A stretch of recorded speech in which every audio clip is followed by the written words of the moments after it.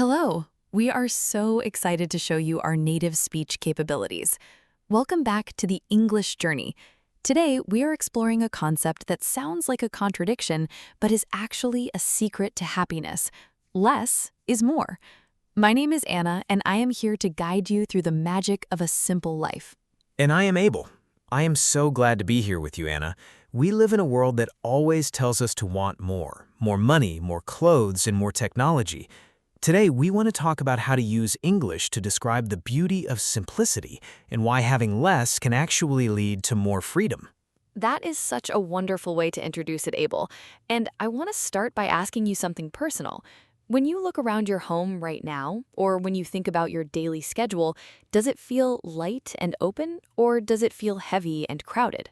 Honestly, Anna, it feels very heavy sometimes. I have so many things in my apartment. I have clothes I never wear, books I have not opened in years, and kitchen gadgets that are still in their original boxes. And my schedule is the same. I'm always saying yes to things and then feeling exhausted at the end of the day. I think I have a clutter problem, both physically and mentally.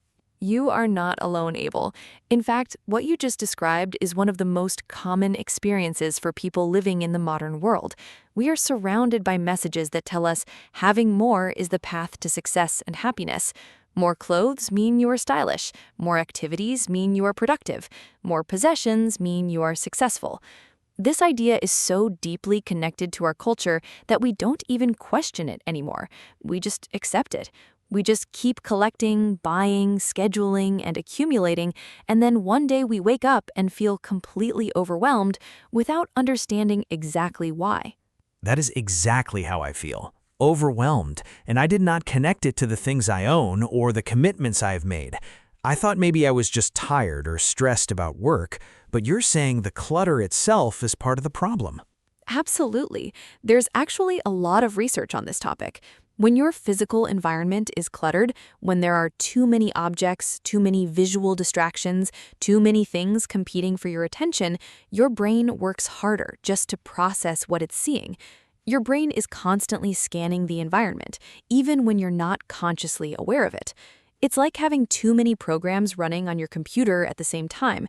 Each one uses a small amount of energy, but together they slow the whole system down. That's exactly what clutter does to your mind. Oh, that is such a great comparison. I use that computer analogy with my own students sometimes, actually. When my laptop has 50 tabs open, everything is slow and nothing works properly. My life feels like that right now. 50 tabs open and the whole system is freezing. And the interesting thing is, the solution in both cases is the same. You close the tabs you don't need, you free up the memory, you give the system room to breathe. In your life, that means looking honestly at what you own, what you do, and what you give your attention to, and then making a conscious choice to let go of what's not truly necessary or meaningful. That sounds simple, but I think it's very hard to do. I always feel like I might need something later. Like, what if I throw away that kitchen gadget and then 6 months from now I really want to make pasta from scratch? I will regret it. The what-if thinking is one of the biggest obstacles to living simply. And I want to be honest with you about this, because I used to think exactly the same way. I remember when I first started simplifying my home, about 5 years ago now, I was standing in front of my wardrobe and I had so many clothes, but I was wearing the same 7 or 8 outfits all the time. Everything else just hung there, taking up space, making me feel guilty every morning because I'd look at a dress and think I should wear that, and then not wear it, and then feel slightly bad about it. Every single morning, this tiny, repetitive cycle of guilt was draining my energy before my day had even begun. I do that too. I look at something and think, I paid good money for that and I never use it. It creates this quiet feeling of failure. Exactly. And that quiet feeling of failure, multiplied across dozens of objects, creates a very real emotional weight. So when I started going through my wardrobe and donating things I hadn't worn in over a year, something unexpected happened. I didn't feel loss. I felt relief, genuine, deep relief. My mornings became calmer, getting dressed became easy and even enjoyable, because everything I owned was something I actually liked and actually wore. The decision was simple, and starting the day with a simple, easy decision put me in a much better mental state for everything that followed. So decluttering is not just about the physical space, it's about the mental energy you recover when you do it. Precisely, and this connects to something very relevant for our listeners who are learning English. Mental energy is the most important resource you have as a language learner. When your environment is cluttered and your schedule is overloaded, you arrive at your study session already mentally exhausted. You try to read, but your attention wanders. You try to listen, but you can't concentrate. You feel frustrated. You call yourself lazy or untalented. But the real issue is that your brain was already full before you even opened your textbook. That explains so much about my own English learning experience, honestly. I would sit down to study and just stare at the page. I thought I was distracted because I wasn't motivated enough, but maybe my environment and my schedule were taking up all my mental bandwidth. That is very likely, and the prescription is not to try harder. The prescription is to simplify. Create a study space that is clean and minimal. Remove objects that are not related to your learning. A clear desk, good light, perhaps a glass of water, your book, or your device. That's all you need. When you sit in that space, your brain recognizes it as a focused environment, and it becomes much easier to enter a state of concentration. I want to talk about something you mentioned earlier, Anna, which is the power of saying no, because I think this is connected. I have a very hard time saying no to people. If someone invites me somewhere, I say yes, even if I'm tired. If someone needs a favor, I say yes, even if I don't have time. And then I'm exhausted, and I resent the situation, which is not fair to anyone. The inability to say no is incredibly common, and it comes from a very human place. We want to be helpful. We want to be liked. We're afraid of disappointing people or missing out on something. There's actually a popular term for this, FOMO, which stands for fear of missing out. It's the anxiety that if you say no to an experience or an event, you will somehow fall behind, or something wonderful will happen that you were not part of. FOMO is one of the main engines of the more is better trap. FOMO is a great word. I definitely have FOMO, especially with social events or opportunities at work. I'm always afraid that if I decline something, people will forget about me or think I'm not serious. And yet, here's the paradox. When you say yes to everything, you are present everywhere but fully engaged nowhere. You go to the event, but you're tired, so you're not truly there. You take the extra project, but you're overwhelmed, so your work is not your best. You have the quantity of experiences, but not the quality. And quality is where real joy and real growth happen. When you carefully choose fewer commitments and give them your full presence and full energy, every single one of those experiences becomes richer and more meaningful. That reminds me of a dinner I went to last month. I was so overcommitted that week, I arrived at my friend's birthday dinner completely exhausted. I sat at the table, I was physically present, but mentally I was thinking about 3 other things I needed to do. And afterward, I felt like I had missed the whole evening, even though I was sitting right there. That is such an honest and relatable example, Abel. You were at the dinner, but the dinner was not at its best, and neither were you. Now imagine if you had canceled one other obligation that week, protected that evening, arrived rested, and genuinely excited to celebrate your friend. The conversation would have been deeper. Your laughter would have been more genuine. You would have left feeling connected and energized rather than depleted. That is what intentional living creates. It is the difference between going through the motions and truly living your life. Intentional living. I love that phrase. Can you explain it a little more? What does it actually mean to live intentionally? Intentional living means making conscious, deliberate choices about how you spend your time, your energy, and your attention, rather than simply reacting to whatever comes at you. Most of us live reactively. The phone buzzes, we look at it. An invitation arrives, we say yes automatically. A sale appears in our inbox, we buy something we did not know we wanted 20 minutes ago. Intentional living means pausing before each of those reactions and asking yourself, does this align with what I genuinely value? Does this bring me closer to the person I want to be? Or does it just feel urgent in this moment? That question, does this align with what I value, is a really powerful filter. I think most of us never ask it. We just respond to whatever's in front of us. And the world is specifically designed to keep us in that reactive state. This brings us to a topic I find absolutely fascinating, which is digital minimalism. Our phones are incredible tools. They connect us to information, to people, to entertainment, but they are also extraordinarily powerful machines for capturing and holding our attention. Every notification, every red badge on an app icon, every infinite scroll of content is engineered by teams of brilliant people whose job is to keep you looking at your screen for as long as possible. That is a slightly unsettling thought when you say it that way. I know it is true, but I do not often think about it so directly. I just pick up my phone automatically. I don't even always know why I picked it up. I just look at it, and then I put it down, and then I pick it up again 5 minutes later. The average person checks their phone over 100 times per day. That's more than once every 10 minutes during your waking hours.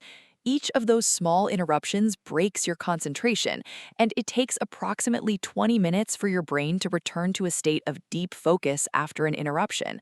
So if you're checking your phone every 10 minutes, mathematically speaking, you're never reaching a state of deep focus at all. You're just skating on the surface of your own attention all day long.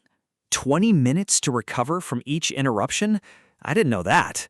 That means by checking my phone constantly, I'm essentially preventing myself from ever doing my best thinking.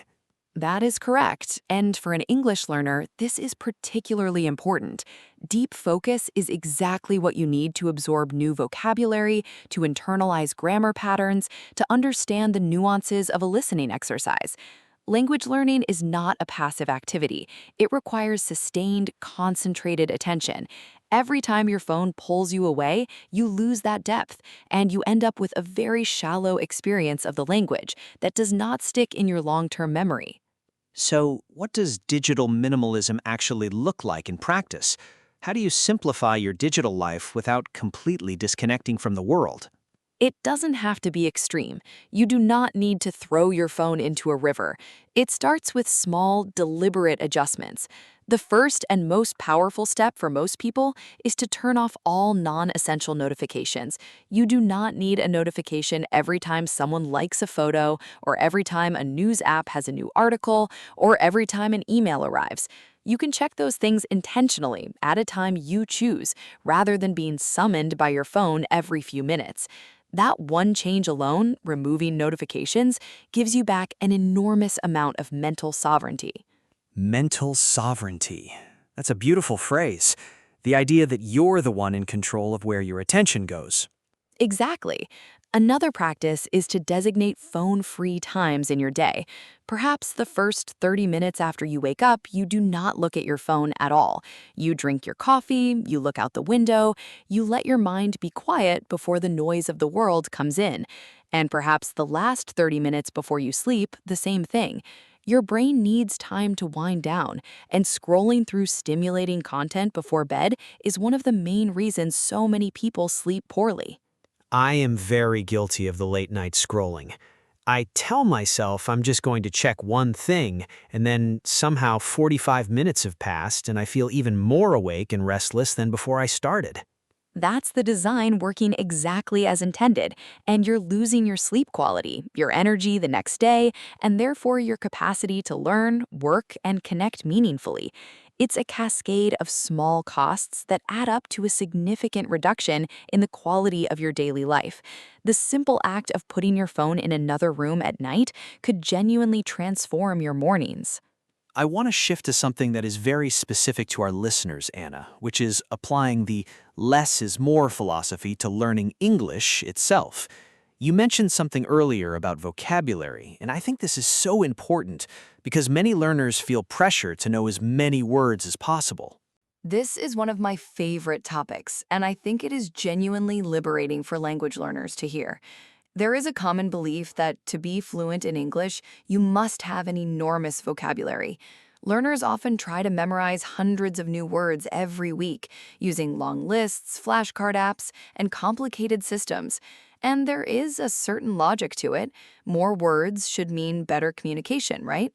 That is what I always assumed. More vocabulary equals better English. It seems so logical. But here's what the research and practical experience actually show. The most frequent 2,000 words in the English language cover approximately 90% of all spoken conversation and around 80% of most written texts. 2,000 words, not 5,000, not 10,000. 2,000 well-chosen, well-understood, deeply internalized words will allow you to communicate in almost any everyday situation with clarity and confidence. The problem is that most learners spread themselves very thin, collecting words they cannot actually use in a sentence, words they recognize but cannot produce, words that live on a flashcard but never make the journey into real speech. That is such a good distinction, recognizing a word versus being able to use it naturally. I think I have a very large recognition vocabulary in English, but a much smaller production vocabulary. I know what many words mean when I see them, but I would not naturally use them when I'm speaking. And that gap between recognition and production is exactly where language learners get stuck. The solution is not to add more words to the recognition pile. The solution is to take the words you already know and go deeper with them. Understand not just the basic definition, but the connotation, the emotion behind the word. Understand how it sounds in different contexts. Practice using it in your own sentences. Hear it in real conversations. Write it in a paragraph about your own life. One word studied deeply with all its layers and collocations is worth 10 words seen once on a list and quickly forgotten. Collocations. Can you explain that word for our listeners? Of course, a collocation is a natural combination of words that native speakers use together automatically. For example, native speakers do not just do a decision, they make a decision. They do not do a mistake, they make a mistake. They do not have a walk, they go for a walk. These combinations, these pairs and groups of words that naturally belong together, are what makes speech sound natural and fluent. And the only way to truly learn them is through repeated, meaningful exposure, reading, listening, and using them in your own communication. You cannot learn collocations from a list. You learn them through depth of engagement with the language. So less is more in English learning means know fewer words, but know them completely. Use shorter, simpler sentences, but use them with full confidence. Focus on a smaller range of topics in English, but discuss them with real depth and authenticity. You have summarized that beautifully, Abel. And I would add one more dimension. Less is more also applies to your study methods. Many learners try every app, every method, every YouTube channel, every course simultaneously. They're always searching for the perfect system, rather than committing to one approach and going deep with it.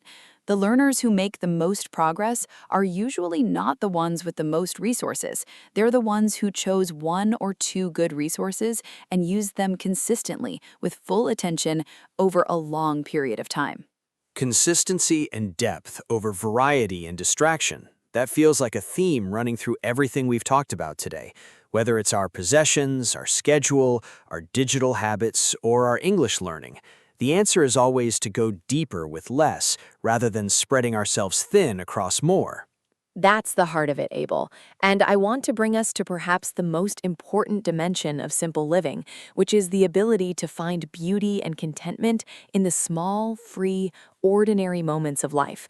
Because ultimately, the reason we accumulate so much, things, activities, digital stimulation, is because we've lost our ability to be satisfied with the present moment as it is. We're always reaching for the next thing because we've forgotten how to appreciate what's already here. That is a profound point. I think I'm always living slightly in the future. I'll be happy when I finish this project. I'll relax when the weekend comes. I'll really enjoy life when I have more money or more time or more of something. But the present moment keeps passing while I'm waiting for the conditions to be perfect. And the conditions will never be perfect. That's the difficult truth. There will always be another project, another goal, another thing to achieve. The future never fully arrives as we imagine it, but the present moment is always completely, undeniably real, and learning to be fully present, to actually taste your food, to actually see the sky when you step outside, to actually feel the warmth of a good conversation. This is a skill. It's a skill that simplicity helps you develop, because when you're not constantly overstimulated by things, screens, and noise, your sensitivity to small pleasures naturally returns. Can you give some examples of those small, free pleasures? Because I think we sometimes underestimate them. I love this question. Think about the feeling of sunlight on your face on a cool morning, or the first sip of coffee or tea before the day has begun, or the sound of rain against a window when you're inside and warm, or the feeling of a genuine deep laugh with someone you care about, or the quiet satisfaction of finishing a task you've been putting off, or walking slowly through a neighborhood you know well and noticing something small you have never seen before. A flower growing through a crack in the pavement, a cat sitting on a windowsill, the particular way the light falls on a wall in the late afternoon. These moments are completely free. They require no money, no achievement, no special condition. They only require your presence and your attention. Those examples are so vivid, Anna. And I realize that I walk past those kinds of moments every single day without seeing them because I'm looking at my phone, or I'm thinking about something else, or I'm mentally already somewhere else than where my body is. And this is why the simple life is not about deprivation. People sometimes hear the word minimalism and they think it means living with nothing, being uncomfortable, denying yourself pleasure. But the opposite is true. Minimalism is about removing the noise so you can hear the music. It is about clearing the clutter so you can see what is genuinely beautiful. It is about creating enough space in your days and in your mind that you can actually feel your own life as you are living it. I want to connect this back to English learning one final time because I think our listeners will appreciate this. How does finding contentment in the present moment actually help with language learning? It helps in a very direct and practical way. Language anxiety is one of the biggest obstacles that intermediate learners face. There is a constant, exhausting comparison with where you think you should be. I have been studying for 2 years, I should be fluent by now. That person started learning at the same time as me, and they are already so much better. My accent is wrong, my grammar is wrong, I'm not improving fast enough. This mental noise, this constant dissatisfaction with where you currently are, creates stress, and stress actually impairs memory formation and language processing. It makes you freeze when you speak, it makes you avoid opportunities to practice, and it makes the whole experience of learning feel like a burden rather than a gift. That anxiety is so real. I see it in my students all the time, and I feel it myself when I try to use my English in a real conversation. There is this background fear of not being good enough yet. But what if you could genuinely accept where you are right now, not as a place of failure, but as a perfect and valid stage of a beautiful journey? What if you could feel satisfaction in understanding a sentence that you did not understand last month, or pride in using a new phrase correctly in a real conversation, or joy in the simple act of listening to this podcast and following along? Those are real achievements. They deserve real recognition. And when you learn to appreciate the small, incremental progress of language learning, when you practice contentment with the present stage, you actually learn faster because you are relaxed, open, and genuinely engaged rather than tense and self-critical. Less pressure, more joy, and paradoxically, more progress. It really does all connect back to the same idea, does it not? Less is more in every dimension of this conversation. It does. And I think that's what makes this philosophy so powerful and so applicable. It's not a trend or a lifestyle for a specific type of person. It's a principle that works in your home, in your schedule, in your digital life, in your learning, and in your relationship with the present moment. When you consciously choose to own less, do less, consume less, and worry less, you create space. And in that space, something remarkable grows. Clarity grows, creativity grows, connection grows. Real, sustainable happiness grows. Not the happiness that comes from buying something new, which lasts a day or a week at most, but the deep, quiet happiness that comes from knowing exactly who you are, what you value, and how you want to spend the brief and precious time that you have. I feel genuinely moved by this conversation, Anna.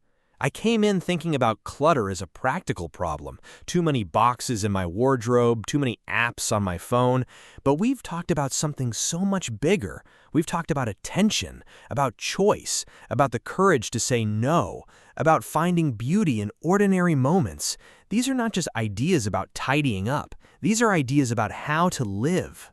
And they are ideas that translate directly into how we speak, how we listen, and how we connect with the language we are learning and with the people around us.